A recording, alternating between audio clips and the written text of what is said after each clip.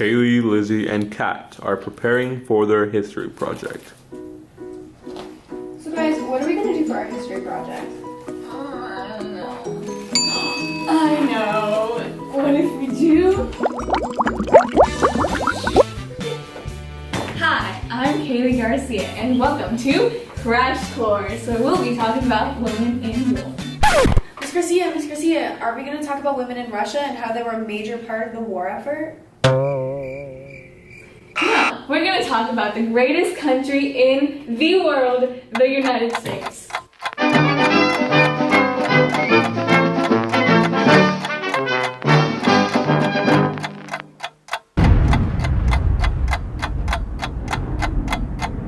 Prior to the Civil War, the women of the time period lived under what was known as the cult of true womanhood.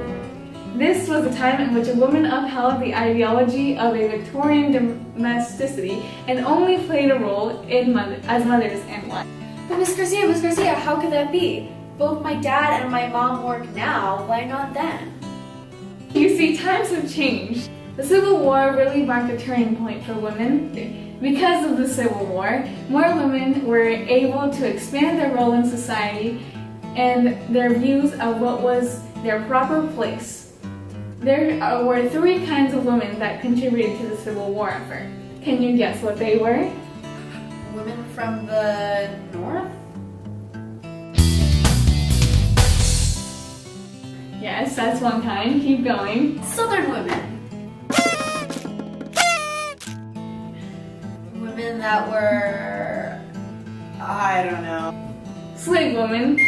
Good job though. You got 2 out of 3. Each of these women all played different roles in the war, and some played more critical roles than others though.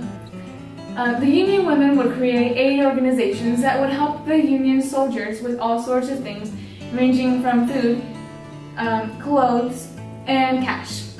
In 1961, they were also able to influence the government to pass what became known as the U.S. Sanitary Commission, which improved conditions in the army camps and hospitals in order to prevent disease and infections.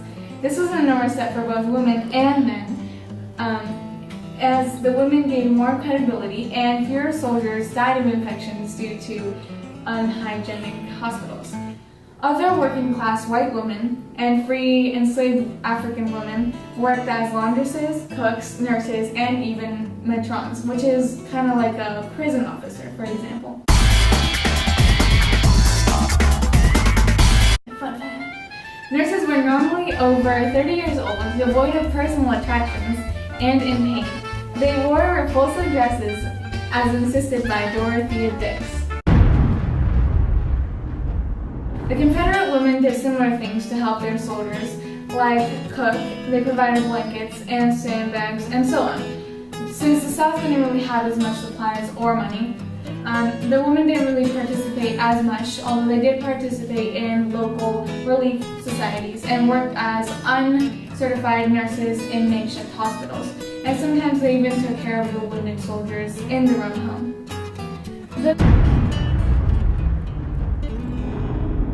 The slave women were less fortunate. Prior to the war, they didn't really have a true womanhood anyways. They were beat, raped, and overworked. So during the war, the situation for the slave woman worsened, and instead of being able to help or just maintain their normal work, they had to take over their husband's role, and it was double the burden for them. There were some women, though, that in my opinion should really be honored. There were approximately 400 documented women that disguised themselves as men in order to fight in the war. Some fought for patriotism, others fought for their freedom, others to be able to sustain their family, and some even for adventure. The reasons are all uncertain, but regardless, the majority of the women during these years of 1861 through 65 all contributed to the war effort in one way or another and should be honored.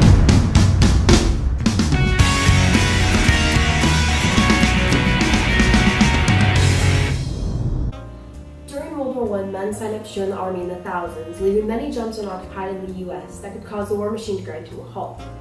So instead, women began to leave the home, applying for work that was normally left to men, such as receptionists, postal workers, ticket collectors, and hundreds of other jobs. So believed about 68% of women changed jobs in World War I, and 23% of those unemployed found work during the course of the war. Women also began to work in munitions factories, handling dangerous materials such as TNT that caused skin to turn yellow. Now, there's a little known piece of information. Women were also on the war front, serving as nurses under the Red Cross who cared for the injured men in the trenches. This had the added bonus as they increased the men's morale, giving them a reminder that there were people back home they cared about. Besides working on the war front, women with the Red Cross sold war bonds and encouraged the planting of victory gardens that were meant to help the war cause by sending this homegrown food for free overseas.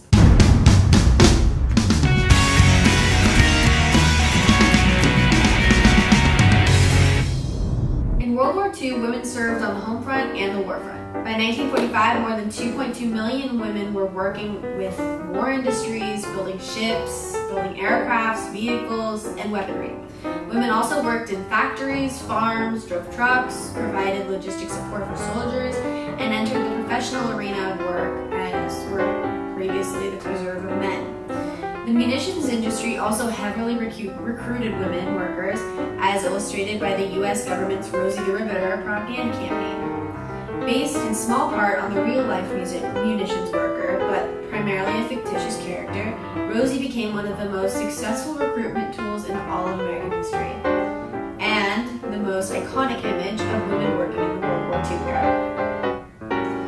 On the war front, approximately 400,000 U.S. women served in the armed forces, and more than 543 lost their lives as a result of war, including 16 from enemy fire.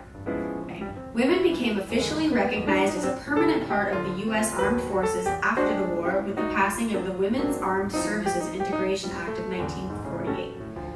Several 100,000 women served in combat roles, especially in anti-aircraft units, yet the U.S. decided not to use women in combat because public opinion would not tolerate it. What do you guys think of that? We're gonna fail if we do that. What if we did Canada in World War I? Ooh, or the Mexican Revolution. Ooh.